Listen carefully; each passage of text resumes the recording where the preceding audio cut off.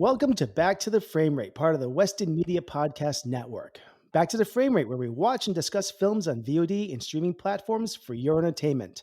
I'm your host, Nathan Schur, and I'm here with Ellie Escobar, Sam Cole, and Brianna Butterworth. Hola, hola, hola, hola. Hello, ¿Cómo everyone. están? How is everybody doing this week? Muy bien. So far, so good. Excellent good. day. Well, we are continuing on to our third episode. Have I told you guys how much I love you all? Oh, thank you. Okay, I love you all. We love you too, Ellie. Thank you for letting us know. I wasn't feeling very loved this week, but now I am. Speaking of something that did not get love, I do feel a little bad for the Marvels, really like tanking at the box office. And I understand and yeah, I guess I'm glad that audiences are selective. I do like Brie Larson, and I just feel bad for the viciousness of people. Everyone is like, and it's like, come on, guys, like it's not like to be celebrated, It is, it is an interesting topic, and I don't think we'll get into it deep here, but no. the entire comic book fatigue, it would be an interesting discussion at some point because, I haven't seen the Marvels yet and I do want to see it, but I'm not in a major rush. And I feel like I am part of the fatigue that's going on. I have not even started Loki season 2. I'm not in a rush. Secret Invasion really was a grind to get through. I did finish it, but I hated every minute of it. I won't go into detail, but there was a brief article from a film analysis firm, and they said they think part of the thing might be there's so many Disney Plus shows that people feel they have to watch. They're like, I can't keep up with all of this. You know what I mean? Like it's like there's too much content all over the place. When Disney Plus launched, it was really quantity over quality. I feel like they had to fill their platform with product, and it really did dilute the product. And I'm not saying anything that hasn't been said 1,000 times already, but it really has. I think there have been a couple shows that have been decent. I really did enjoy WandaVision and Loki season 1, and there's a couple others that I got something out of. But no, I mean, I think they're in a tailspin right now, and I think now that the Marvels has officially tanked and bombed at this point. It even performed horribly in China, which was something they hoped that would do pretty well. It is, you're probably going to see in the next week reassessment somehow. Now, I think going forward, there are some properties that I think still might do well. I think Deadpool 3, I think is still going to do very well when that comes out. But I think the legacy characters, I think Captain Marvel, and I think, I don't know what other property, like when they reboot the X-Men and Fantastic Four, I think you'll see some new interest in what they do. Yeah. But some of these older characters from the old guard, I think the audiences are ready to move on from. That's just what I feel. But there isn't urgency to to see it. But I don't know. I feel bad because I mean great talented people. Yeah. But again, didn't feel a rush to see it either. Carlos coming out of the cinema said, "I think I know why there's not selling." And I said, "Why?" Because it's 3 women. The main character is 3 women, and most people are used to having the male testosterone in the films, And so he was like, "It probably is because it's 3 women in the film," and So I was like, there very likely could be something to that. Maybe, but Wakanda Forever was like a mostly woman cast that had an $185 million opening weekend. You know what I mean? Like there's something. I don't think it's just that. I mean, I can see it being a factor, but there's just seems to be a lack of. Yeah. I'm just surprised because they have such a built-in audience. Like it wasn't like that didn't do as well. It was like a whoa. Oh, yeah. I just was like. I think that also was another, benchmark moment where you could see things going downhill from Wakanda Forever. We don't have to get too much into this. I think we could always do maybe a bonus show where we talk about the Marvel, the MCU. One other thing I want to mention, we weren't going to really do a big news segment, is that the SAG strike is over. That's a huge thing that happened in the past week. And by the time this episode airs, it'll be kind of old news, but it's really great to see that actors are getting back to work. And 118-day strike, for the most part, from what I've read, the actors got a lot of what they were asking for in this, and it's a shame that this had to go on so long. But it's I'm really happy to see. I think all of us happy to see that this is over. Ellie, you are the actor among us. Do you have anything you can shed some light on about this? Have you talked to some friends in the industry that they have anything to say about this? No, I have not talked to anyone really about the saga, the strike ending. But you know, I think the negotiations happened, and I think that there were some good things coming out of that negotiation.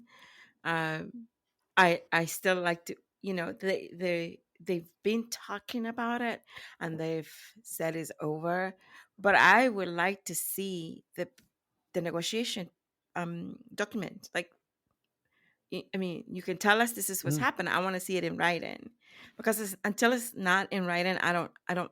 It's hard to believe, you know.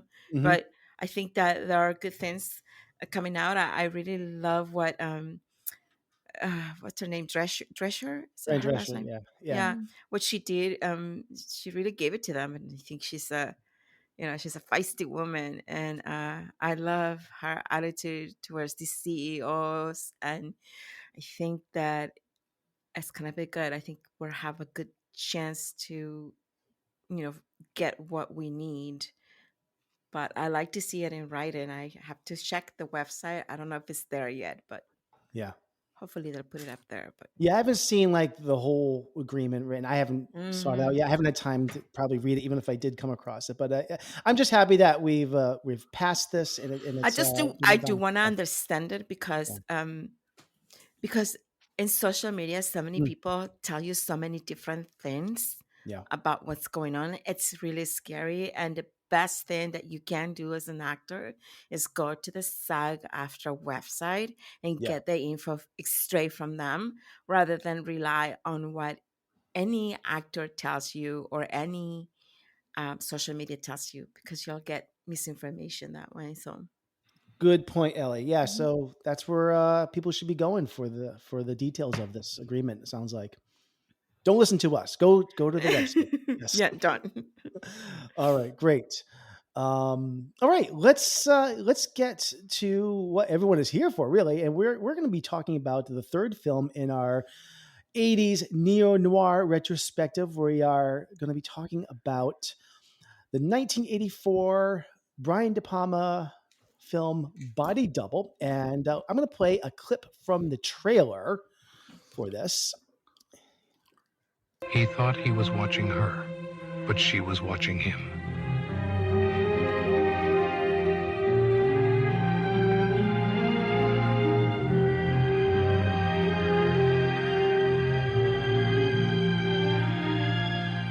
He thought he was trespassing, but he was invited.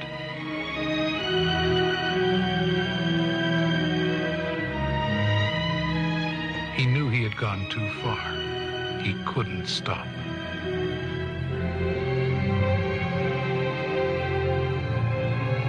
He saw exactly what she wanted him to see.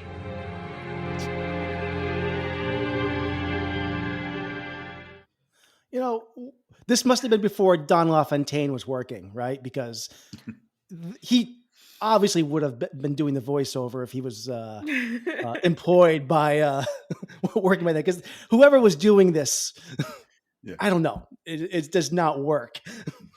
It should have been Gilbert Godfrey. Anybody. I know it's an odd trailer. You know, it doesn't really scream erotic thriller. But anyways, so we are. They should have me done the voice narration. Ellie, you would have been perfect. You were sharing some audio clips with us this past week. You know, I know it's too and I have them queued up here. No, I'm only kidding. I should funny. have. Well, before we continue, I'm just going to read a quick plot synopsis of Body Double. After losing an acting role and his girlfriend, Jake Scully, played by Craig Wasson, finally catches a break. He gets offered a gig house sitting in the Hollywood Hills. While peering through a beautiful home's telescope one night, he spies a gorgeous blonde, played by Deborah Shelton, dancing in her window. But when he witnesses the girl's murder, it leads Scully through the netherworld of the adult entertainment industry in search for answers, with porn actress Holly Body, played by Melanie Griffith, as his guide. And I was about to mention a few things about this, but Sam, I'm going to leave that to you to tell us some of the movie facts. So, in the great year of 1984, when The Temple of Doom and The Muppets Take Manhattan was released, Brian De Palma was also hard at work with Body Double. This came out in October of '84, the same weekend that a little film called The Terminator, directed by James Cameron, Never was heard of it. released. Yeah, me neither. It's I might see it one day, but so it was written by Robert Avreck, who had written The Devil's Arithmetic, and Brian De Palma. They collaborated together. The DP was actually Stephen H. Barham, who also would collaborate with Brian De Palma 2 years later on The Untouchables. He did The War of the Roses, which looks excellent, by the way, and Mission Impossible, which also I really like the way it's shot. It was distributed by Columbia, had a budget of $10 million, box office of over 8 million. So not a huge success, but, sort of broke even. Couple of things about the production, actually. The film was initially given an X rating by the Motion Picture Association of America. Because many theaters actually refused to show X-rated films, De Palma actually had to re-edit the film, as he also had to do the same on Dressed to Kill and Scarface. And so De Palma cut what he called a few minor things from the porno movie scene and secured an R rating. And it certainly is a hard R. It was shot entirely in California. And just some interesting facts. Jamie Lee Curtis, Tatum O'Neal, and Carrie Fisher were initially considered for the Holly Body role, which Carrie Fisher would have been interesting. The film within a film, Vampire's Kiss, became the title of the '88 horror comedy starring Nicolas Cage. And actually, as things often happen in post-production, during editing, De Palma realized he didn't like Shelton's voice, so he dubbed her with Helen Shaver, of all things. Multiple adult film actors ended up in the final cut. Annette Haven, another actress De Palma wanted for Holly Body, has a cameo in the Relax sequence. Also, Michael Cairns, Lindsay Freeman, and Cara Lott, who were billed under different names. So very interesting production there. And I just want to point out, this came out a year after Scarface, directly following Scarface. And so I was thinking about that in terms of production size and where his head was kind of shifted over from like epic to more like sort of intimate, smaller scale movie. But yeah, some interesting tidbits about Body Double. Yeah, De Palma had a pretty good run as well. I love this era for him. I think he did Blowout. Was that with John Travolta? And Dressed to Kill was another one around this a few years before that. He had a 3-movie run that is my favorite, one of my favorite eras from. And right after this, he does my favorite De Palma movie, The Untouchables. So the mid '80s Love The Untouchables. is peak De Palma for me, absolutely. Yeah. But we'll get to my opinion on Body Double shortly. But we're going to start with Ellie, and your track record for our '80s neo-noir hasn't been, maybe the best, but we're going to start with you tonight. So I'm looking forward to your thoughts. Well, what can I say? Okay. Yes, it has not been my month with movies. All of the movies up to now have been Cheetos cheesy. And I have to say, this movie kind of intrigued me. I think this is the first movie that I actually felt that, okay, I didn't feel annoyed like as I did with the other ones. I didn't fall asleep, which is a good thing. And it really intrigued me from the very beginning. And I thought that, from the very beginning, when it opens up and he's in that, he's a vampire. And, there's parts of this movie that are so funny. They're funny, painfully funny, there's obviously sex. All these movies have that element of sex, don't they? And then all of these It's a theme, movies, yeah. and all of Yeah, these movies shows the female in her nakedness, and I I mean, we did don't. get full frontal Richard Gere. I mean, Okay, but very far away. Okay, but I mean, I don't even. Okay, no, I'm not gonna get into it. But the thing is, for this particular film, I actually enjoyed it. I enjoyed it, and then there was okay. I have a bone to pick with this filmmaker because I'm Native American, and he made the Indian the bad yes. guy. Like I did not like that part. I didn't like that, and they And they call called him him the Indian. They call him the Indian. Indian. Yeah. Like why? Like I Well, guess because back in the era anyway, back in the 80s, I guess that was like. But so I'm like, why did they just have an Indian and he was so ugly, and you could tell that it was like, a s- I hear you, couldn't Elliot. tell. Why You did it couldn't have to be? tell. Why did it have to be an indigenous person? Why did it have to be? There's 100%. a lot of problems I had with that. Not just Yeah, because of the poor makeup, I thought, but we'll get into that. But yeah, go ahead. and I was kind of like, Mhm. that's kind Story of wise, also, but yeah, go that's ahead. kind of like offensive, and not only that, but the indigenous person, it's like, well, the indigenous makeup, whatever. I actually Um, didn't even know it was supposed to be indigenous. I just thought it was just like this weird looking guy. I didn't know Right, like what some ecnicity. disfigured kind of. Yeah. Yeah. I right away I knew before Until they called him out as Indian. Indian, I didn't even know like that he was supposed to be. No, see, I knew from the get go when the first Yeah. time he appeared. I'm like, why do they have an Indian looking man running around chasing this woman and being the bad guy? Like, I didn't. And then when they call him Indian, I mean, it didn't surprise me because I already knew they were going for that sort of makeup. But, Yeah. up until that, so everything was good. I think I love the car that he drives,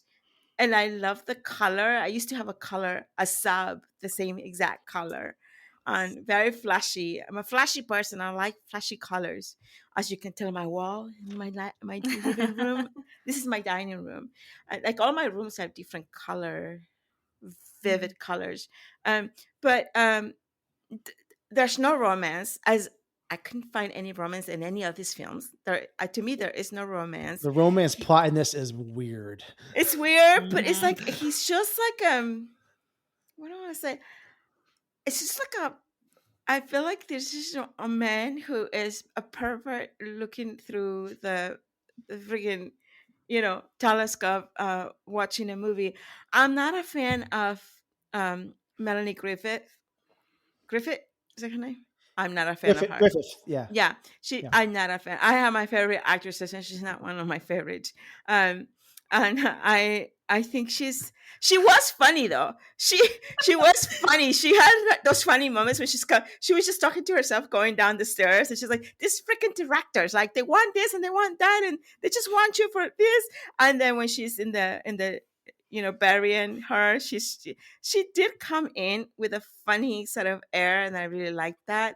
But I'm not a fan of hers. But oh, oh, and then Yeah. that mall scene. By the way, I don't know if you guys caught this, but she goes to get her car back, right?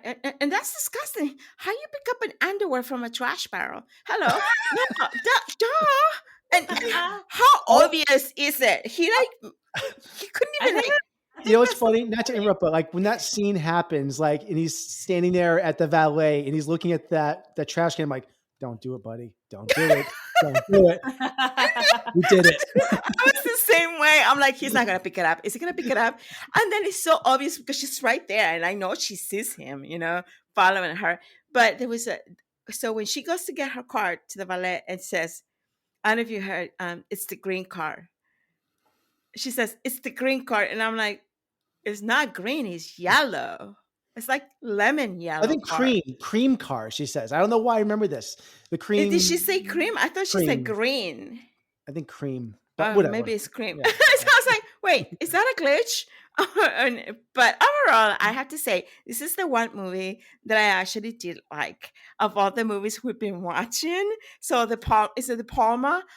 Kudos to him for actually making something that I actually enjoy. It was funny. I love the part where he's an actor and he's in acting class and the teacher is yelling, and I'm thinking like, Dude, I once had a teacher like that yelled at me like that. It was ridiculous. Ellie, was he as handsy as that teacher? Yeah. Yeah. It was. I was like, That teacher's like, there's gotta be you know, something wrong. like, I was like, but That this is teacher got to second base. yeah. yeah. And this is when I first started acting, and it's like one of my very first acting classes, and I'm like, wait, I don't think this is supposed to be like this. I never went back. I was just like, I'm done with this. This is weird. And I think he maybe watched Body Double, and he learned from, because he wasn't even a great coach. So, so, so yeah, I think it had a lot of elements that I really enjoyed. From the guy running and the guy like having claustrophobia, which I understand because I'm claustrophobic myself. I don't like tight spaces because then my heart races. And I thought he did a really great job portraying that claustrophobia. I really the way he did it. But overall, I really liked it. Do you want me to rate it now or later? Yes. What would you give it from 1 to 5? So for this movie, being that every other movie I've seen was more like a half a 1 star, okay. For this movie, I actually thoroughly enjoyed it and watched it from beginning to the end really happily. I will give it an 8 out of 5. 1 to 5. Oh wait, wait, I'm sorry. Wow. Greatest movie ever. Of course, I would give it an 8. Okay, I would give it a 4 stars. Wow. Yeah. Ellie, Just because I didn't like the Indian part, but 4 stars. Ellie, I'm so happy that we found something this month that you didn't want to fall asleep watching. It is hard to. I'll say one thing. I haven't gotten to my review yet, but if anything, this is not a movie that is boring at all. You cannot say that, right? No. Yeah, it's a lot of suspense. I really loved that because it had me like, what? So Sam, I want to hear your thoughts. So I enjoyed the movie as well, and I think some of the things that Ellie is talking about is Brian De Palma's always been kind of an energetic director. So his like directing and the pacing and just comedy and like his active camera has more like movement and a pulse than some of the other movies. Like oh my God, I can't believe how when we were watching last week, what was the name of that? Body Heat. When we were watching Body Heat, and he's like watching his restaurant burn that he went to as a kid, and it's like the opening shot of the movie, and it's just this static on stick shot, and he's like, I went there as a kid, and I'm just sitting there like, because it's just like if it was Brian De Palma, he'd like start on his face and like pan around, and you'd see the fire, and it would pull back. He has this like more energetic, almost like like a teenage film student that wants to show off all his techniques. Like playful. He's playful. And sometimes I find his like camera angles over the top, but in this movie, I thought it worked really well. So there was a kind of energy there. I enjoyed it too. On a humorous note, I did like when he was following her on some of the staging of that. I did find some of those scenes funny because he was so close to her. And the fact that she didn't see him, even though I know it's a camera setup in a movie, I'm like, if you had peripheral vision, you would see this guy. Like, the plot twist is actually that she's blind. That was my biggest note in that whole. I want to tee off on that scene, but go ahead. Wait, is she actually blind, or is that a joke? No. Oh, I was gonna say, oh my God, I'm such a terrible person. Okay, no, but yeah, So there was a little bit like there were moments like that, but there was an energy, and I have to say, I would have to give this movie a strong 3.5 stars simply because of the song "Telescope" by Pino Donaggio, because that is such a 1984-ish song that almost for a second sounds like the Never-Ending Story theme track in the best possible way. So, but I liked that it was also a character driven song, because every time he would have the interest to like peep on her or his like obsession would creep up, that song would play. And I just like the nature of obsession in general, whether it's with something like that or if you're like obsessed with writing or whatever. So I didn't relate to his peeping Tomness, but I related to him having something inside him that he's like, oh, I now I got to do this thing now. And so that's what made the movie fun for me. The reveal I thought was pretty clever. Again, it all of a sudden he seemed to really figure things out quickly in the last third act, and it was actually slightly ahead of me. I had a little bit of confusion in some of the story reveals, but I did like it. But overall, I enjoyed it because this movie had like a Robert Zemeckis like energy to it, where just the thing, just like when he's murdering her and the drill like comes through the ceiling, and you We're see not like talking enough about the drill. yeah, and you see it's What's that that? kind of it's those types of things are the things that would make like a teenager enjoy this movie, because they go more, it's not slapstick, but they go into these things that are accessible for other people, where whether or not they're getting the undertones of the plot, it has these like surface gimmicks that I like in it, by the way. So give it a solid 3.5 stars. I just have to make one comment about oh my God, I am so slow today. The Untouchables. An example of a shot for me that is a way over the top Brian De Palma shot that does not work for me, even though I love the movie The Untouchables, is Robert De You Niro. can't say anything bad about the Untouchables. I'm coming through the Robert De computer Niro now. kills a guy in their big like meeting at a table. He bludgeons him to death with a baseball bat, As one does. and as one does. And had it been directed by Martin Scorsese, the violence would have just speaking for itself. But so the scene is done, and you already feel the impact, and it's totally enough. Then there's this overhead shot of the table that like pulls back, and the music is like, whir, whir, wasn't that awful? And I was like, I got it.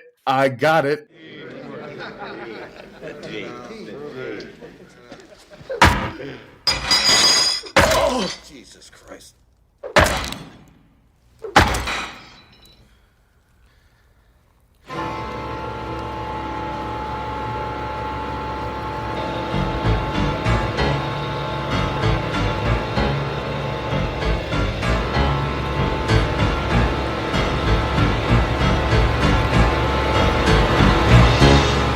So this movie, the music for the Untouchables is like the best part. The music is incredible though, and usually it works because there's like an Americana to it. But so yeah, I enjoyed this movie overall because Brian De Palma's energy seemed focused, and when he was showy, it was a good showiness that seemed to like enhance the story rather than just look at me, I can do a tracking shot, like. So 3.5 stars. Okay. Thank you, Sam. I'm going to be kind of a wet blanket on this movie. I will admit, this film is bonkers.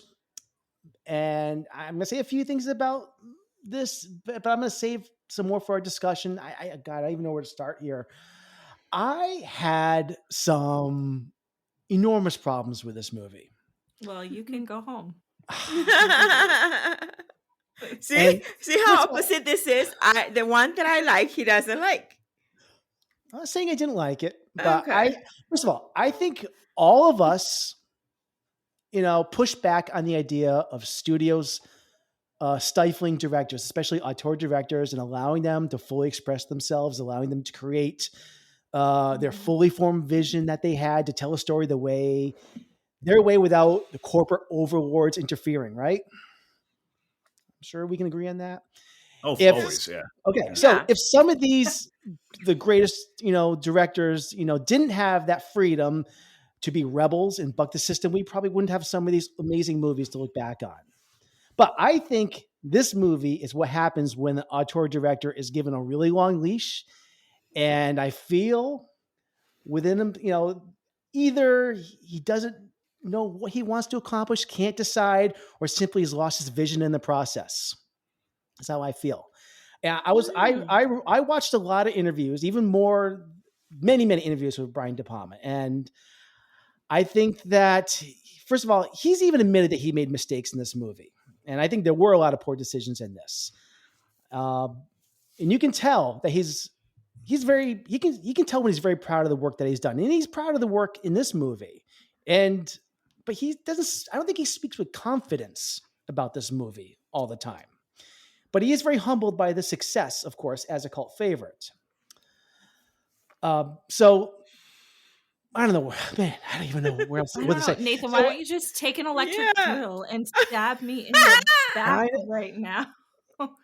so oh man. So oftentimes, when a movie is insane as this, I would be laughing along with it. I found myself nitpicking at this plot so much. I never found myself playing catch up and trying to figure out what was going on. I was ahead of this film the entire time. I never found myself playing catch up on this. I was ahead of everything going on in this movie. I knew that the indigenous man was Sam from the beginning. He was so suspicious from the beginning and bringing up to that UFO house. Great set, by the way. But I felt the setup from the beginning. I'd never seen this movie before, but I was never fooled by this. I think the casting isn't tremendous. Ellie, like you, I'm not the biggest Melanie Griffith fan. There aren't that many performances where I'm really like into what she's giving us. Wow. Yeah. I think the casting of Bill Maher is a weak choice. I'm sorry, Craig Wasson. That's his doppelganger. Seriously, they are the same guy. They're the same. I know De Palma wanted an unknown, somebody who was also this sympathetic schlub, but like the character of Jake Scully, I just found so problematic. He's a peeping Tom. He's a loser. First time we meet him, he's catching his girlfriend in bed with another man. They make this eye contact. It's a great moment, actually. I'm not complaining about how that's portrayed, and her look is priceless. And he just sulks away like a chump. And that's how the character's written. But I hated him. I hated spending time with him. I'm so happy his girlfriend was cheating on him. He deserves it. I think the dialogue in this movie is just utterly horrible. It's kind of the movie's sort of. It's kind of. I know what you. It's kind of stagey. Like I enjoyed it for its energy, but I feel like I'm watching like actors try to act, and he was like. Roger Ebert liked it because he was like the character isn't too bright and he's not too dumb, so he's like a regular guy. But he was just kind of like, I mean, I don't know if that makes sense. Yeah. I mean, I felt bad for him though. Like, he's so dumb. Like, even the police doesn't pay attention to him when he tries to talk to the police. There's a funny moment where like he's like, there's a woman getting murdered over there, and the police is like, just get back in your car. No, there's a woman getting murdered over there. Any police officer would be like, what? Where? Yeah, what's up with the police back in the 80s? People nobody acts like a real person in this movie. And I know it's a movie, it's a Brian De Palma movie, everything's sensationalized. I get it. But like there is not the most realistic moment that movie moment, how to express this. No, I was gonna save this for the end, but the most realistic part of this movie that seemed like a movie was a scene that takes place under the credits when Jack is back in the vampire getup and they're actually on the movie set and he's in the shower. That's the only thing that actually seemed like a real movie to me. and everyone's like, here, hold the C-stand right here. All right. And then the other body double comes in and like, it was a really funny moment. Had nothing to do with the movie at all. And we'll get to the end of this movie afterwards because a huge problem with the end of this movie. But let me back up here for a moment. The dialogue is garbage. Nathan, you sound like me three movies back. There was a scene after he sees his girlfriend cheating on him. He goes to a bar. It is the worst dialogue ever seen. Hey Jack, what's going on? And like, leave the bottle. Like, oh my God. And then they get into like this argument. You need a place to stay. I mean, it is so tropey and awful. And he ends up anyways, it's awful. Great things I do love the audition scene. We already mentioned it before. That teacher was so handsy and it was great. What else? There's some other things that just don't happen. Like he walks onto a set that he has been fired from and just starts yelling at the director. It's like, this just doesn't happen on a studio movie set. There's just coming from this world, I kind of know a little bit about this, and like Brian De Palma should know that there's just some rules that he's just breaking about the studio industry that just Oh, well, don't you'd be happen. surprised though. You'd be surprised. I work with some divas that tell the directors off, Well, and they do, but obviously that. he just a fired actor just wouldn't walk, can't walk onto like the Paramount lot and just start yelling at a director. It just doesn't happen. The script Wasn't that served like Wasn't that a I'm dream though? nitpicking. I'm completely nitpicking. I realize that, but I nitpicked this whole movie because it just put me in that place. Now, I do want to say my biggest gripe, and Sam already brought this up. All right, what I'm calling the Vertigo tail scene where he is following her to the Rodeo Drive Mall. This went on and on and on and on, and I saw that they shot this over 4 days. And but why? I mean, for Jake is so horrible at tailing somebody. It's so unrealistic. He's like following her like 6 feet behind. This did not need to be this. And then it continues to the Long Beach apartments. Another great location, but it goes on and on. And anybody, first of all, I'm thinking for the characters. Anybody with 4 neurons firing between their head would have noticed this creepy guy following them all the way from the mall to Long Beach, and then like hiding in plain sight. Now, maybe I don't know what's going on here, but I feel like De Palma just wanted to cover these sequences from every angle possible, but then had no guts in the edit to trim it down. And I blame his ego for thinking that this was compelling. I found this to be just so tedious, and it's in the middle of the movie, and it just like grinded this movie to a halt. This should have been like a 3-minute sequence. And I know he's paying homage to Vertigo in this, but like it just like, I just wanted this. Come on, move it along, move it along. We get it. You could have done the 360 as the homage, though, and then the rest would have been fine. So, yeah, when he like that's the thing when but De Palma, like when they're on the house and he's like on one level of the porch and she's on another level and it's a wide shot, he's like so into his like, ooh, this camera angle. It's like it's stagey. And when you talk about the script and the bad dialogue, I feel like the script tries to serve the plot alone, but kind of at the expense of it feels like there's a lot of artifice in the movie. I think, and the thing is, I got to be honest, like even though it's tough because like I've tried to be respectful towards these films, even though I don't like strongly connect to the genre that much. But like, I think the reason that I felt somewhat engaged with this was just because I was amused by the like animatedness of it, because some scenes in the previous movies are a lot more like myopic. So this was more kind of like, you know, it definitely has an energy to it. And for the most part, I don't mind the way it's shot. I just wish I felt like this is just a production that went off the rails in my book. And because of that, the storytelling loses a lot of its focus and the ending is just an absolute mess. And there's a lot more to talk about. I don't want to steal everyone's thunder here, so I'm going to hand it over to B. But before I do, I'll say my rating for this is a 2 out of 5. B, you can take it. I don't want it. After that, follow that, B. Follow that, B. I was too kind. I have to take mine down to a 3. I'm now a 3.5. I'm so wet and easy and like 2, like, so I should be harder. So 3, like half a star, like get out of there. You're so weak, Sam. I am weak. I don't like it. Yeah. I'm sticking with the 4 because it's the only movie that I actually enjoyed. Just because of that. Well, now I feel kind of dumb. I love this movie. I thought this movie ripped start to finish. I was like, this is the best movie ever. I loved it. I thought this is like, oh God, I just thought it was so good. I'm like dumbfounded. I just totally expected everyone to love this. I thought this was a great Mobius strip of a film, and I loved that right off the bat De Palma was showing us that artifice. Like everything that you didn't like about the movie I thought was so intentional and like the purpose of the movie, and I was so on board for that.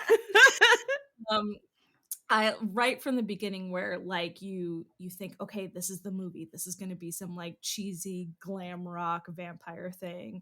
And they zoom out and it's not, and you're like, okay, that was a film within a film. And then it's the backdrop that's on set and you zoom out from that. And it's just showing you over and over and over again that De Palma's going to lie to you in this movie, that you can't trust anything that you're seeing over and over again. He really hammers you over the head with that. And I thought that was really fun. And I loved the structure of it, the sort of non-narrative dream-like structure, very like Lost Highway. I thought that was great.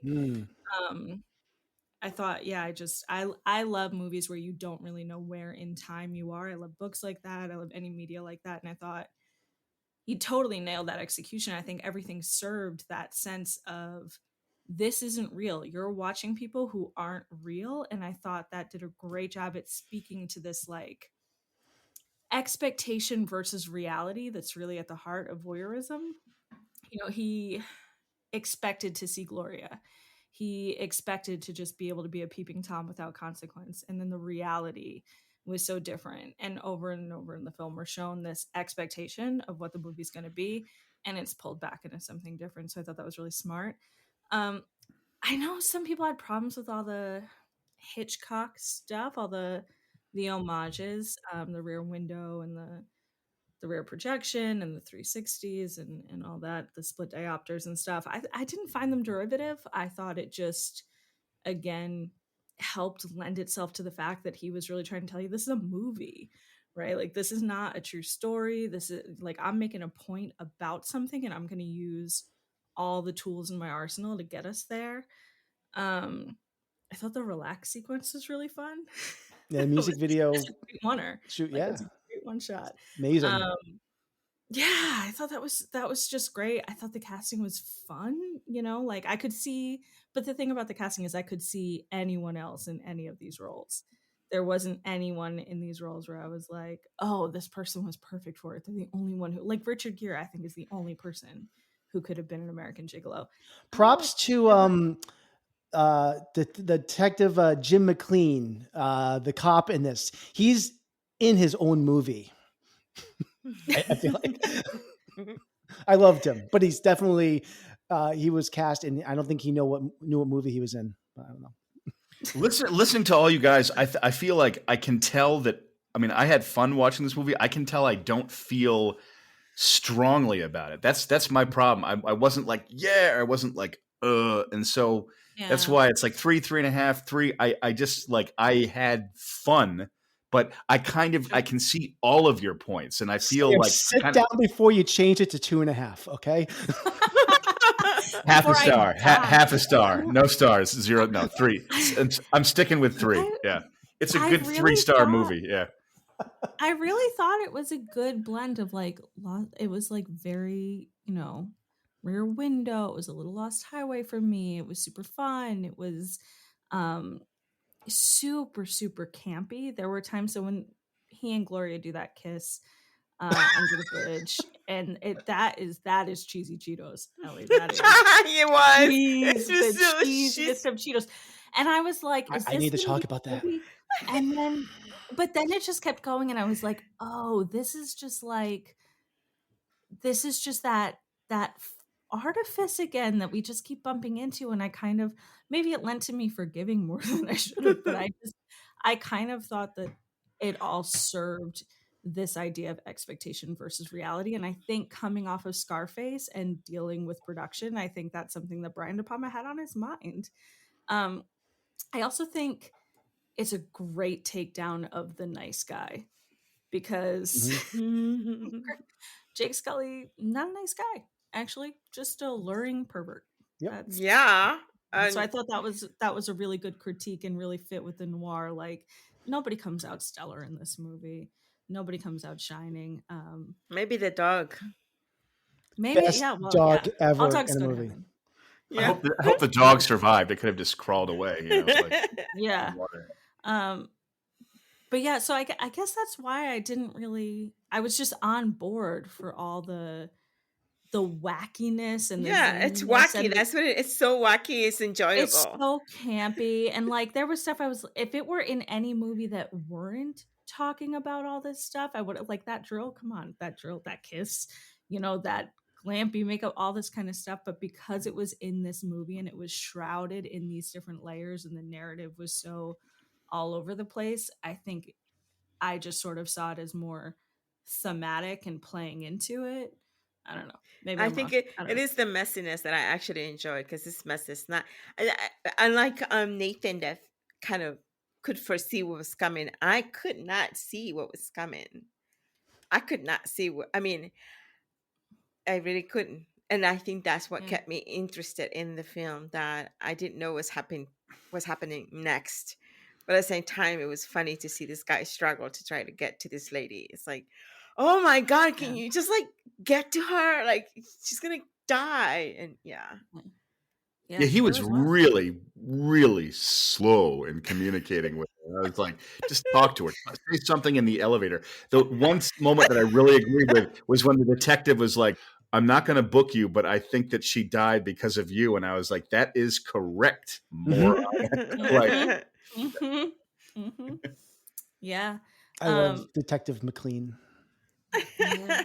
Yeah, my only real sticking point in this is the indigenous person. I don't like that they called them the Indian. I know it's a product of the time. I don't Yeah. like them. There was just no reason for that in a movie that had so much else, so many other fantastical elements. There was no reason to bring it in this I way. mean, if the power wants Not to that there's make ever a reason.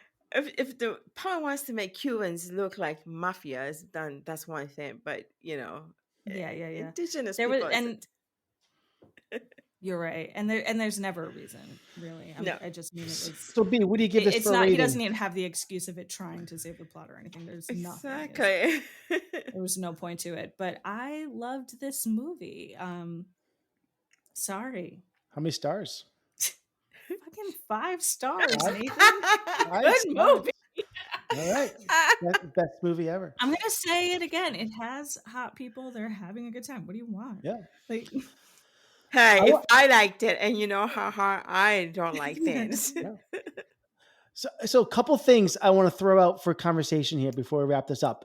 The romance that is supposed to be here between Jake and Gloria. This entire plot really befuddles me, and I'm really trying to figure out what is attracting her to Jake. This is where I think De Palma also, I feel, has made a mistake with the storytelling. The version of Gloria that Jake thinks he's following around this rodeo and the beach mhm. is the woman that you know he thinks is the woman that's putting on these erotic shows in the window. However, he's both attracted to her, but he's feeling the need to protect her from this creepy He's stalker. not a nice guy. But I feel that when they start kissing, it doesn't seem genuine. In the version of Gloria is not the woman that's Gloria is not the woman that's dancing in the window. Would this Gloria be attracted to Jake? This is a different version than the one that he thinks he's following. I think there's something that is not connecting there. Do you know? Am I making sense here? 100%. Yeah. I don't know. See, when they kissed in the out when he got like out of the corridor, A tunnel. I was just kind of like, what? I mean, aside from the production of it, which I think is cheesy, but I'm not talking about that. I'm just talking about the story wise. That's what I mean. But the story, it just was like, would she really go for that? Like it seemed. Wait a minute, you're not. Yeah. With strangers Yeah. in the underpass? Bill Mayer, really? Strangers is what I said, Nathan. What? Well, she's there I'm assuming, to have an affair with some other guy. She was on the phone with somebody. He ditches her. Yeah. So he's already the kind of person that would cheat on her husband. It seems like, but she's all of a sudden going to like have an affair with this guy, Jake, this guy, Jake, who has claustrophobia that she had to rescue from a tunnel. Yeah, I know. I didn't buy that at all. Yeah. Okay. So just okay, it's possible that a woman who is lonely and is trying to get her lover to come over, and her husband is cheating on her, and she's just having a bad day, and I'm pretty sure she knew Having she a was. bad day. I'm pretty sure she's having. She knows she's being followed. Because come on, and so yeah, it's possible that a woman will just say, fudge it. I'm gonna do it. I think you guys are missing the forest for the trees. What? It's like you Okay. said earlier, Nathan, no one in this movie acts like a normal person. They all act like they're in a movie. Yes, I And can't all get the time. past So, that. like, why isolate this one scene for abnormal behavior? Yeah, well, Yeah, I know not people. abnormal. It just seemed like I didn't think her character within the context of the movie would do that, especially since he was Yes. just there like, oh, I can't move. It's like, well, there's a guy that's really, fun to be around. See, I beg to differ with you, Sam. I think that her character did call for that. I think she would have done it, and she did exactly what I thought she would do. Interesting. Which- Yeah. Huh. Okay.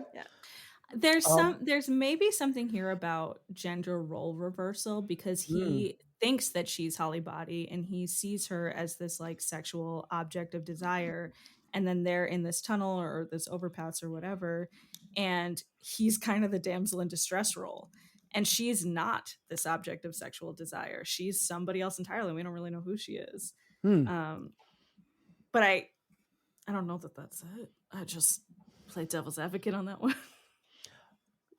We got to talk. We haven't talked about this yet. I know it's getting late, but the death scene. This is an amazing sequence. I love how this plays out. Great suspense. The drill. Now, we think Gloria is cornered by the drill, and I watched the interview with Brian De Palma, how he always wanted to have a thing where a woman is cornered, but like it's tethered by a cord, and she's saved because the cord pulls out.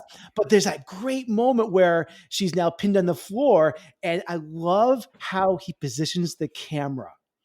And you see that drill, it's very phallic, how it goes right between his legs, right into her chest. I don't know if anyone else caught that, the way that's angled, and it penetrates her.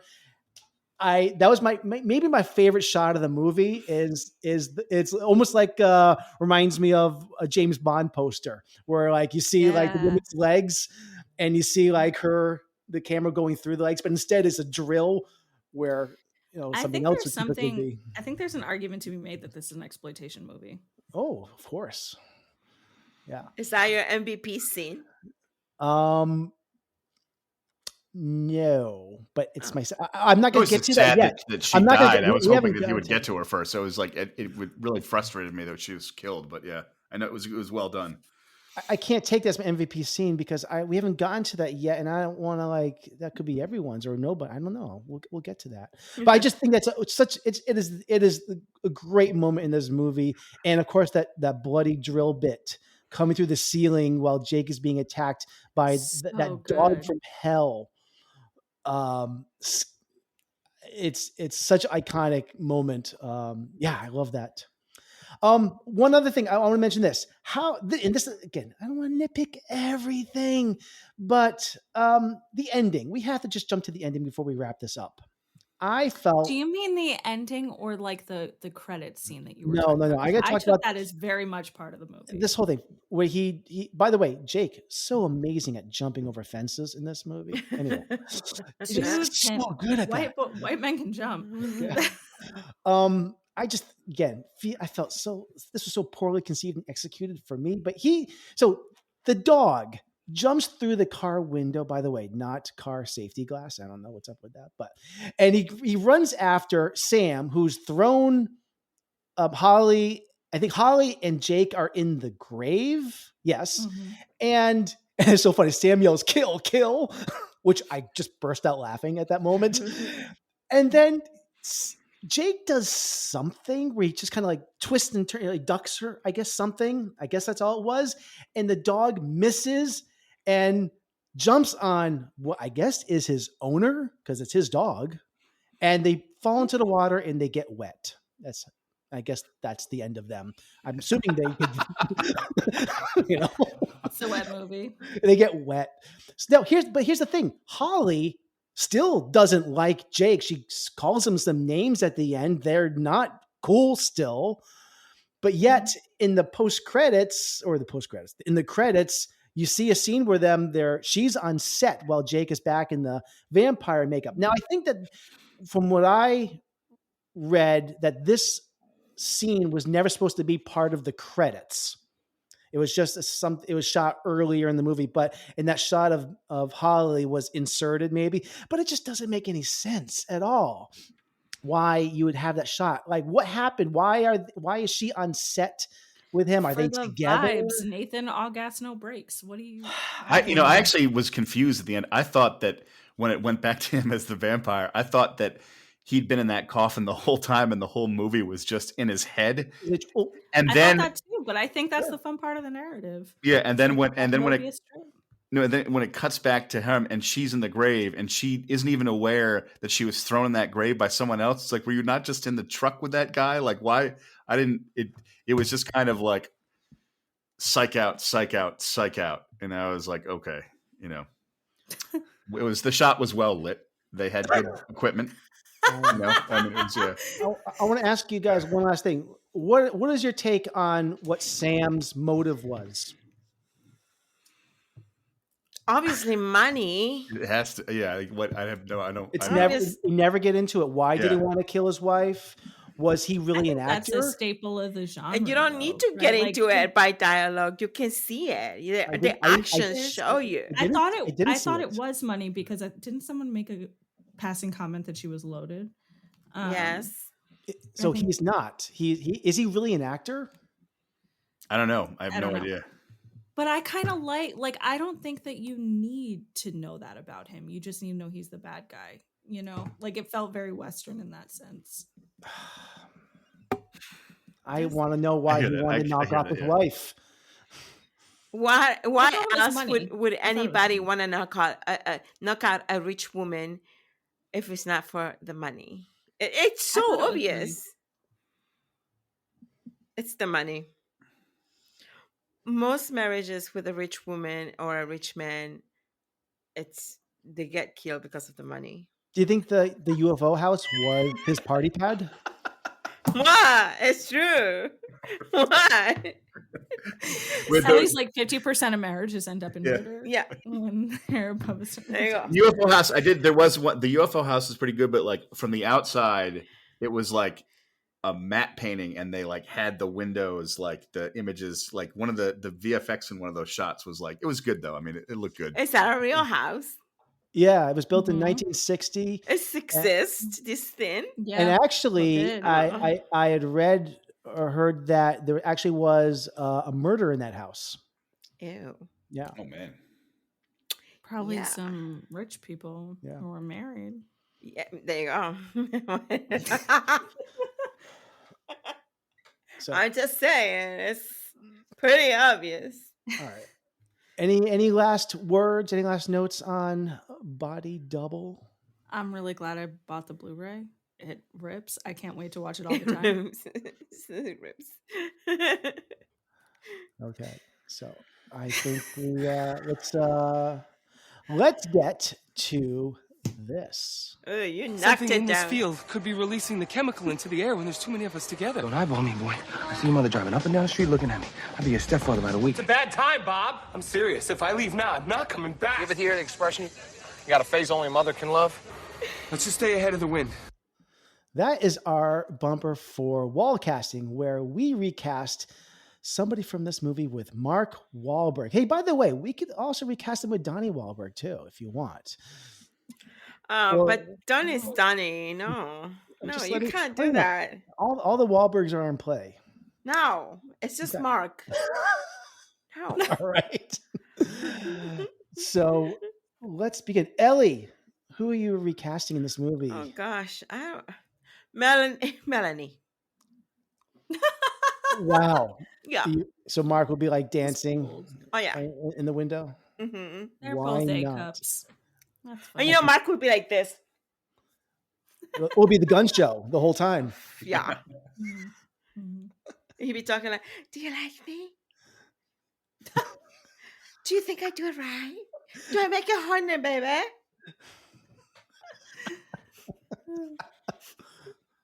All right. All right. Sam, would you like to follow that up? I guess I would just cast him as the main protagonist. I feel like he could do the main character Or believably, and Jake yeah, Scully? Jake Scully, not to be confused with Jake Sully of Avatar. Scully. Yeah, I think he could Another do good movie. I think he could do the main character. Could do the main character well. That's what I'd recast. Sam, I'm also going to piggyback on that, and I'll say also Jake Scully, but I will want to be Mark Wahlberg from the Ted movies.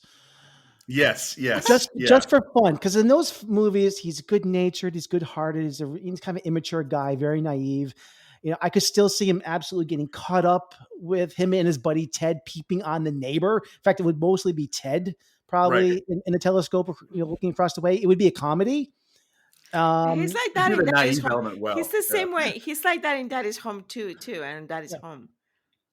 In fact, I might write the script treatment for Ted 3 that is a crossover with a body double reboot. It would be a cash cow. I could see it. I really Just could see be it. sure to include the Telescope song by Somehow- Pino Donaggio. Somehow Teddy is equally erotic. And I might recast Holly Body with Ted, actually. Oh, he's so cuddly. B? Yeah, I thought he would do good as Jake Scully. Do well as Jake Scully. Anything to get Bill Mayer out of there. All right. I don't think did he do anything of any notoriety like this again? I don't know. This was definitely the biggest role I think he's ever had. I don't even know that I think actor. so. This is I liked him in the movie, but I don't know what else he's done. That's no I barometer, 'cause I'm looked not at his sure. IMDb and a couple titles pretty- that pretty seemed fair. familiar, but just a lot of obscure stuff. Yeah. His career never took off. So yeah. All right. Well, I think we can close the book on Body Double. So A great movie. thank you. Thank you, everybody. All right. We're going to transition to our next segment. And what I want to say also is, we appreciate for all of you tuning in to our show. Your feedback on a discussion of Body Double means a lot to us. You can connect with us on Facebook and Instagram by searching for Back to the Frame Rate, or email us at backtotheframerate@gmail.com. Your support is greatly appreciated.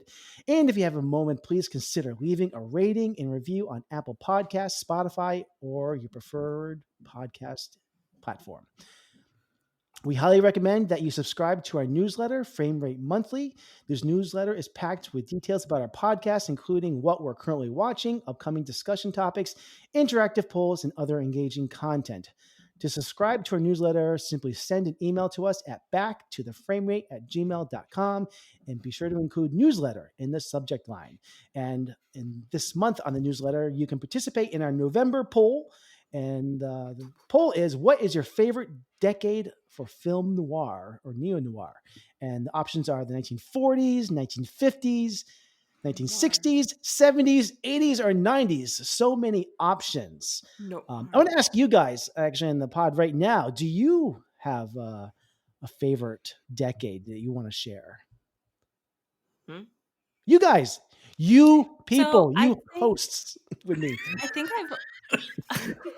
I think I've only seen like the classics really from 40s, and then I jumped straight into like the 80s and 90s neo-noir. So I think there's a lot of decades that I'm missing out on. Yeah. You mean for noir? I can't even say the damn. I can't even say the damn word. It's a hard word. Noir. Yeah, that's it. There you go. Noir. Yeah, it's like spell hour. it phonetically on our when I send out emails. You're actually asking what my favorite decade for noir is? Yes, Ellie. Seriously? Yes. I'd rather watch Bugs Bunny. I mean, it's pretty good. It's pretty good. I don't know. I guess I'd say it's hard. Maybe the 1940s, like the classic ones, because they're so iconic. But there's a lot that I haven't seen. Like these 80s films that we watched were like educational to me because I had not seen them before. Educational, huh? Yeah. I'm probably the classic period, the 40s or 50s. But Like yeah. Double Indemnity is incredible. You know what I Yeah. mean? Like it's just Yeah. like, yeah. That's a great movie. Yeah, I'd have to go with for me, it's really between the 40s and the 80s because that's what I'm most familiar with, and I'd go Yep. 40s. If I had to pick, I'd pick the 40s because I love anything 40s. Yep. Or 2005's the remake of The Fog, because it was like dark. It was dark out in that movie. So I'm just kidding. A lot of So, I shadows. mean, I don't know Yeah. with the fog. I don't know if you was get Noir shadows. out in that movie? There's no. It's not very. It's noir outside. Yeah. It was noir outside. Yeah. So Yeah, it's pretty noir outside in that movie. pretty noir. So one thing before we move on, I want to just mention in passing and quickly that the passing of cinematographer John Bailey. I bring this up because he passed away on November 10th, and he was the cinematographer for American Gigolo. We just watched that a couple of weeks ago. So sad to report that news. I really did love the look of that film. I think that was one of the trademarks of that movie. Yeah. Absolutely. Yeah. So, all right, we are going to get to our recommendation shelf. Excuse me, can you help me? I'm in an absolute loss. I've been looking for over an hour and I'm losing my mind. What I'm in the mood for is sort of a Katharine Hepburn-y, Cary Grant-y kind of thing. Nothing heavy. I couldn't take heavy. No, something zany. I'm looking for something zany. Or something modern would be fine too, like a Goldie Hawn, Chevy Chasey kind of thing. You know, funny. I want to laugh. I have to laugh tonight, really. Oh, do you have anything with that comedian? He's on that show. It's on the radio. You know the guy, he says, hey, forgive me. I get such a kick out of the way he says that. He's so goddamn adorable. That would be perfect. Didn't he make a movie? Ordinary Peepholes. Okay. Yes. That is our bumper for our recommendation shelf. And this week we are recommending films that feature voyeurism as a predominant theme. So this should be a lot of fun. We are going to begin with Ellie with your pick this week. Well, Enlighten us. I think when I think of voyeurism, I think of Peeping Toms, but I don't know if this movie is that way, but it definitely is like noir. I picked David Lynch Blue Velvet. Yes. It's such a great film. Movie. Yeah, I actually took David's master class in writing scripts, and he's an amazing teacher. I really loved his class, and when he's doing the class, he tells you what movies to watch that he's made, and Blue Velvet was one of the recommendations from him. And for me, that it's kind of weird when I first watched this movie, and I watched this movie a while back because I don't quite remember everything, but I love Rossellini in her role. I think she's a great actress, Rossellini, and I love the music in the film. And boy, I think Dennis Hopper? Dennis Hopper, yeah. Oh my goodness, this is what I remember vividly is his character, is his performance, because he scared the Cheetos out of me. Okay, and I'm telling you, like, it was the scariest psychopath. And there's this scene that it's really strong where he pretends to be like a baby, like a boy. Yes. I don't know if you guys seen it. And Rosaline is sitting on the chair and she's just like, they're role playing. And I thought, oh, that is so sick. It's sick. I mean, there's a lot of. I feel like I'm gonna vomit thinking about that scene. No, it's sick, but it's such a well done film. It's visceral. Yeah. So it's if you can stomach that, I guess, but it might trigger some people something if you watch that film. It is kind of like mysterious for me. I just didn't, it was just a lot, from finding like body parts in the field to like, it's just, I just love it. But yeah, I think I want to watch it again anyway, just because it's David's. Awesome pick, Love it. Ellie. Yeah. All right, Sam. For the voyeurism style, like peeping movie, even though it's really not quite in the same genre. I would pick the 1998 film The Truman Show, because Jim Carrey is basically like just watched throughout that film. And I also like the movie is like the way the story is told. It's like the nature of a quest where the hero has to like escape his world. And for me, the real pleasure of watching that movie is watching his character slowly realize what's going on, that like he's on a set and everything is really spooky. Unravels. And it just unravels. And my favorite absolute part of that movie is the third act, when all of a sudden we go to the control tower where like Ed Harris, Paul Giamatti and team are running the whole show, and you see it from a completely different angle. And what fascinates me about the structure of that movie is that for the majority of it, we're like in Jim Carrey's head and we're seeing what he's thinking. But all of a sudden in the third act, we leave him and we don't see his thought process anymore. And he just starts acting really, really normal again. Like he's accepted his life. And you're seeing it from an outside perspective. And then you realize that, no, he's not acting normal. He's found a way to escape and avoid the cameras, and he's going to go for it. And when they lose track of him and find a hole in his basement and like make the sun rise and just turn the whole upside down looking for him, the suspense there is just amazing. And lastly, I'll say about that movie, I think the brilliant thing about that movie is it ends right after he says good afternoon, good evening, and good night, and he bows and he walks out the door. And it just cuts. We don't see him like walk out into the real world. It just stops there. The show ends. You know that he's going to reconnect with that woman and that they're going to probably come together. And so it's very optimistic ending for him. But it ends on a perfect note. So structurally, I love that movie and like the commentary it has. And I think it was kind of ahead of its time because it came out in 1998.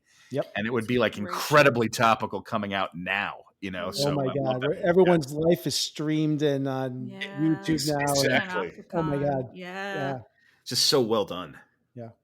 It'd be terrifying if it came out now. Yeah. It was foreshadowing what was coming, like what was about to happen to us. Absolutely. My pick this week is I'm going with my pick for a few reasons. And not only incorporates the subject matter of voyeurism, but it's also a great modern neo-noir. The film is Bad Times at the El Royale. It came out in 2018. Has anyone else seen this? No, but I saw the trailer and I actually wanted to see that. Yeah. It's pretty good. This is in my top 2 or 3 films of the year that it came out. It's from writer-director Drew Goddard, who is the writer behind some huge movies over the past decade, such as Cloverfield, World War Z, and The Martian. This film is the directorial follow-up to one of the greatest horror movie send-ups of all time, The Cabin in the Woods. It stars Jeff Bridges, Cynthia Erivo, Dakota Johnson, John Hamm, Louis Pullman, Chris Hemsworth, Nick Offerman. They're all in this. This entire film takes place at the El Royale Hotel in the late 50s. I'm not even going to get into the plot, but the entire cast is firing on all cylinders. Like I said, voyeurism plays a huge part in this film. I don't want to give anything away because I think it's just so great how it plays into it. Excuse me. But the hotel features a section of it, a certain corridor where certain staff members can spy on their guests, which plays a major part in the movie. You got to see it.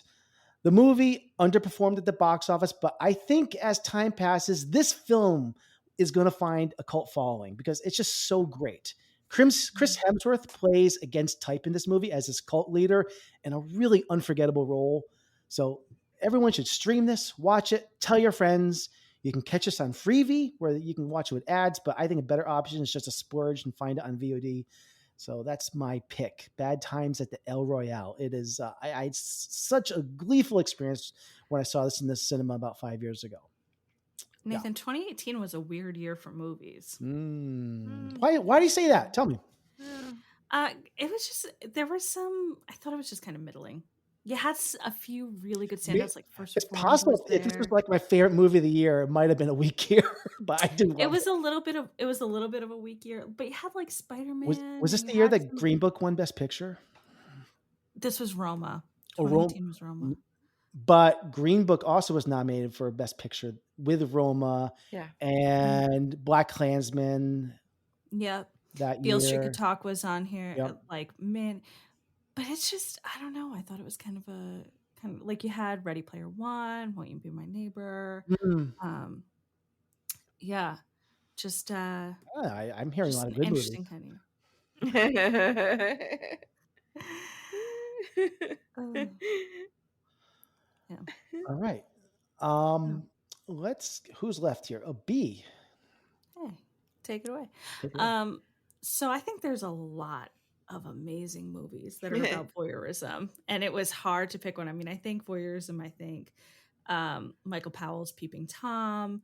I think about Antonioni's Blow Up. There's just insane examples of the genre, but I had to go with a classic for this one. I had to go with Hitchcock's Rear Window, just because of how overtly Hitchcockian Body Double was. He just references Hitchcock. It's just a barrage of camera angles and plot lines and characterizations that are so reminiscent of his movies that I think if you're getting into movies, if somehow Rear Window hasn't come across your table yet, which would be amazing to me, but if somehow you haven't seen that one yet, you got to see it. You just got to see it. And I think it makes a great double feature with other directors who are really clearly paying homage. He has a huge catalog, and I think if you're new to watching movies or you're trying to go through directors, that can be intimidating because you don't know what's the best or which one to watch. This is one of my favorite Hitchcocks. It might be my number one Hitchcock. I think it's a beautiful movie. It gets better every time I watch it. Unfortunately, right now, I think you have to rent it. I don't think it's streaming for free anywhere. It's on Apple TV. It's on Amazon. It's on VOD. But it's worth it. It's worth the $3 or $4 for sure. Fantastic. I love Rear Window is my favorite Hitchcock. So Yeah. Absolutely. Oh.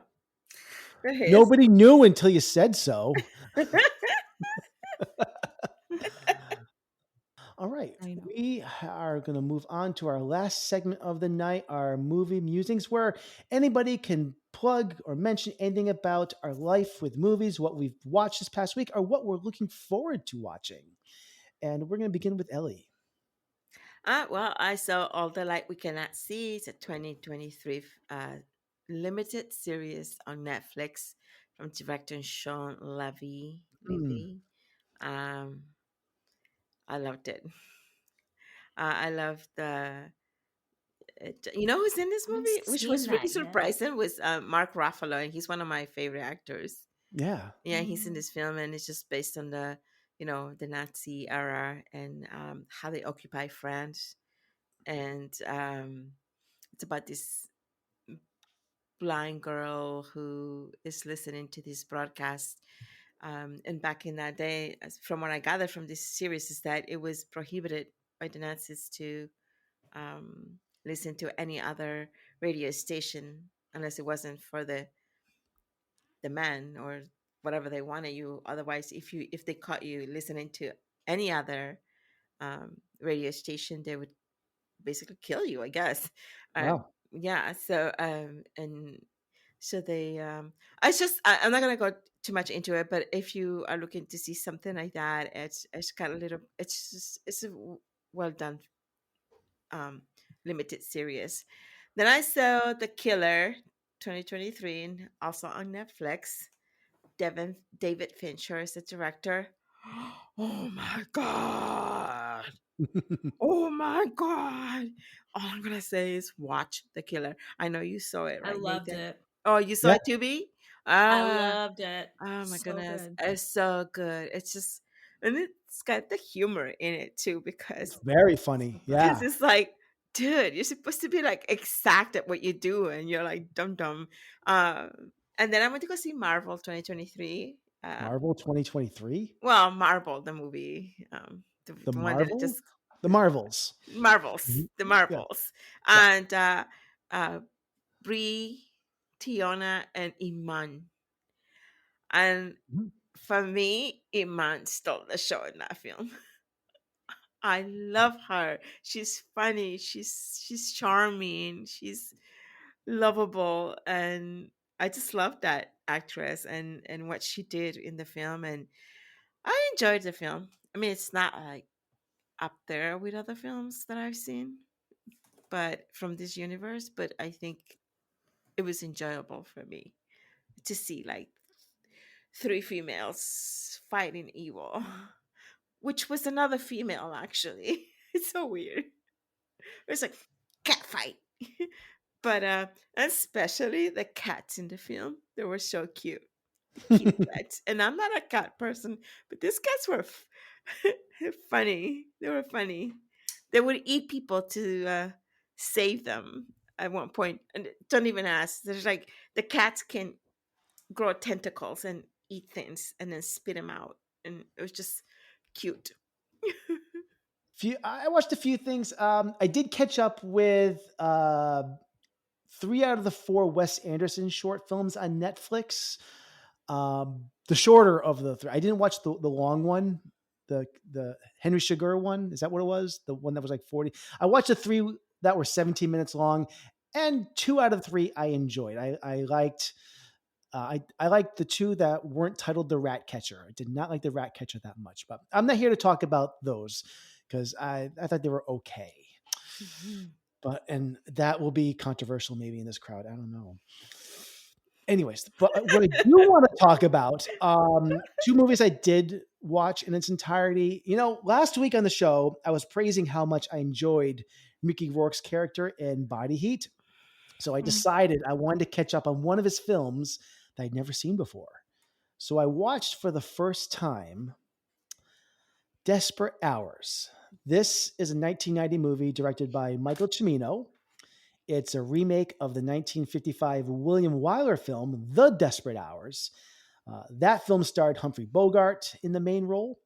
I've seen a lot of Bogart films, but I haven't caught up with this one yet. However, this remake, this is the remake that I sat on to watch. This film also stars Anthony Hopkins just before his career really took off. It also has Mimi Rogers, Lindsay Krause, Kelly Lynch, Elias Koteas, and David Morse. It really has a great cast in it, but it's not a good film. And it's mostly in the storytelling and the miscasting of Anthony Hopkins, which are the problem. It's about a home invasion, which is led by Mickey Rourke. Now, you'd expect an over the top performance from him, possibly. However, Mickey is playing it so laid back, so unexpectedly passive in this movie. And those great character actors like Koteas, Morse, and even Kelly Lynch are written as no more than just archetypes. So I was very, very disappointed in this movie. So I don't have that much to say about it. It was just kind of a middling movie that just fell by the wayside. But it seems like I'm watching a lot of movies from the year 1990 lately. I don't know how that happened. But yeah. And the other thing I just want to say that I watched, I caught up with Past Lives, which is a new release, written and directed by Celine Song. This was a very emotionally charged film about reflecting back on past friendships and relationships. It stars Greta Lee and I guess Teo Yu, were just both outstanding in this. Greta Lee should definitely get some consideration for Best Actress at the upcoming Oscars. It's about 2 children, a boy and a girl, who are not just best friends, but have this budding relationship that is just ripped away from them when her family immigrated to the United States when she was 12 years old. And it deals with the emotions from both his and her perspectives as they reunite in their mid-20s. And it's navigating some really complicated emotional waters, but it handles it with extreme care and authenticity. I cried watching this because there were some moments in this film that tapped directly into feelings that I once felt about past relationships and past friendships, what could have been, what wasn't. It's wrestling with a lot. And I think it's a sign of a great film, you know, after watching it, when it just stays with me days afterwards. You know, I watched this about 4 days ago. So Past Lives is definitely one that emotionally has kept me thinking about it for days afterwards, and has also made me recontextualize in ways how I look back on past friendships and relationships. So I highly recommend this.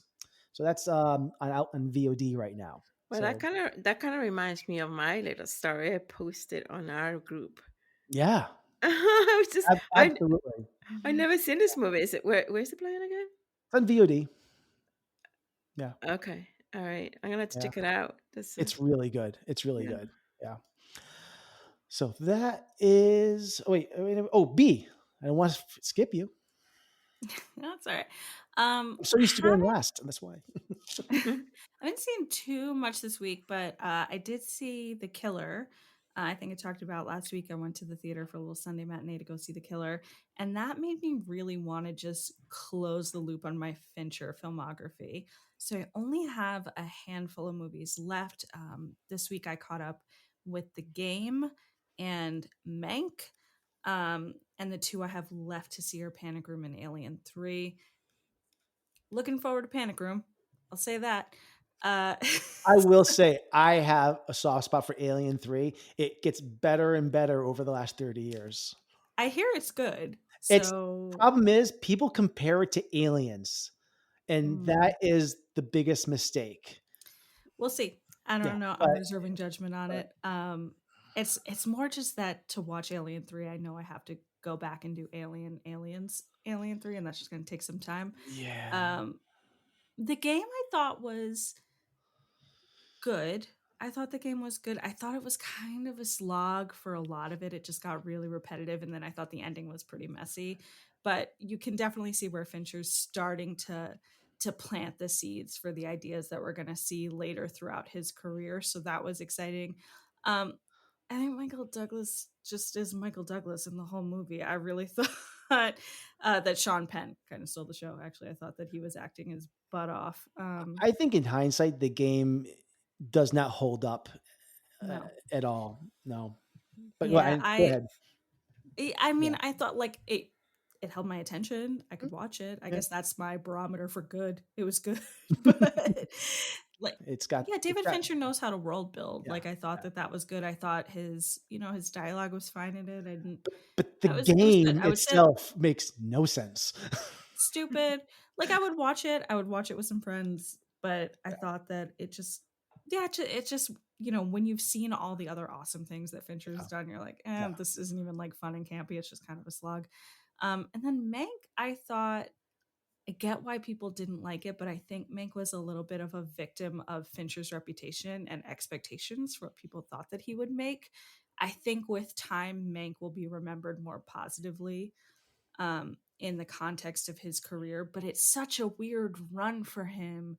He's got Girl with a Dragon Tattoo and Social Network and Gone Girl, and then Mank, and then The Killer, which I think there's a lot of meta I think context in The Mank Killer, but also, because it kind of subverted expectations. It was also was it his father's script? oh, I don't know.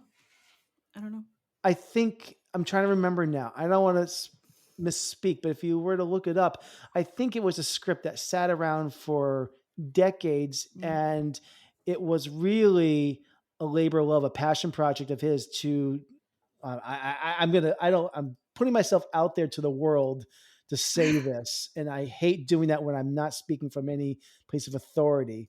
But It's if you look, not a bad movie, but I do think that it doesn't feel like what we've come to expect as a Fincher movie. That yes, being said, it's I the think it's screenplay, sorry, is by Jack Fincher. So this was a script that his father wrote that he always wanted to see produced. And his father passed away a while ago. So this was something that he wanted to bring to get done. And I think that's another reason why it was a little kind of a sideways step for him. Anyways, yeah, go ahead. I think yeah, no, I think with time it'll be remembered a little more warmly. Hmm. Um, but I think it's not what people were expecting. And it was also, I think it was released at a time when we were just all like crazy with content and locked up inside, right? This came out 2020 on Netflix, which is just not, I think, how it should have been released. So I think it had a lot working against it. It was better than I thought it would be. It was certainly better than the game. So if you're gonna watch Fincher, but he just has a great filmography. So, and yeah, it's just been fun, been a good time. Great. Anything else you want to highlight? No. Okay. Great question. No, thank you. Well, I forgot to tell you, I did watch Selling Sunset. Oh my goodness, I binge watched that series. Okay, the new season, and I love everything about Selling Allie, Sunset. don't ever tell me how busy you are again. You binge watch all I did, but it's Selling Sunset, and girl, I'm just loving everything. The clothes, the everything about those women, and Femme loves that show. I know it's but There the are houses. 7. You watch all 7, like. Well, no, I've been watching it since it Oh. started, but the new okay. season, I just been just the new season I did. Okay. I every time they have a new season, I do that. I see it for like the whole weekend or one day, and that's all I do. Just watch every episode. All you do. Yep. I don't want to hear every that. I don't have time to watch this week's movie. All I right. do everything else but Noir. Only one more. And I was thinking this week, I think it was just yesterday, I'm thinking, okay, this is the last film of this genre, right? And then I'm thinking, wait, no, it's only the 13th of November. Maybe I really like Black Rain. I don't know. Black Rain is a very different style movie, so I think you might like it. I just think I'm tired of seeing naked women. Okay, I don't know why I said that. Talk about naked women. You know what I've been doing the last 2 weeks? I know that's an interesting segue. I've been going through my Russ Meyer film retrospective as well. That's a trip. All the nudie cuties. So I'm sure you guys are enjoying that. No, I'm just kidding. I don't know. I'm just like Is it Valley of the Dolls? He was Valley of the Dolls. I haven't gotten to that one yet. I'm in the mid 60s right now. Before it really. Are you going chronologically? Oh yeah. Yeah. A lot of them are like on YouTube and the Internet Archive. They're all over the place. Yeah. But it's been a trip. Thank God for Little House on the Prairie, because I go every day after I watch these films. Just go Little House on the Prairie. You need to center yourself somehow. I get it. Yeah. All right. Well, I think we have done it all. We've done it. Not really. Next week, as we teased, we're going to be watching Black Rain, 1989. From Ridley Scott. Interesting film from him. I'm looking forward to that. So there we have it. So that concludes the show for this week. We sincerely appreciate your listenership. As a final reminder, if you're enjoying what you hear, please consider leaving a rating and review. Your support truly brightens our day. The ideal platforms for this are Apple Podcasts, or whichever platform you use to access our content. To stay updated, don't forget to subscribe to our monthly newsletter, Frame Rate Monthly, by sending an email to backtotheframerate@gmail.com. Back to the Frame Rate is a proud member of the Weston Media Podcast Network. Stay connected with us on Facebook and Instagram. We're also we're actually still on Twitter. I haven't mentioned it for a while, or X or whatever you want to call it. And I think there's some other platforms. We're on Threads as well, and our YouTube channel as well. And we have new content that's going up there. A lot more shorts and some more fun content. We're utilizing our YouTube channel a lot more. So, and of course, the most effective way to support us is simply by sharing our episodes and our content on your social media platforms. So that is it. The show is over. Goodbye.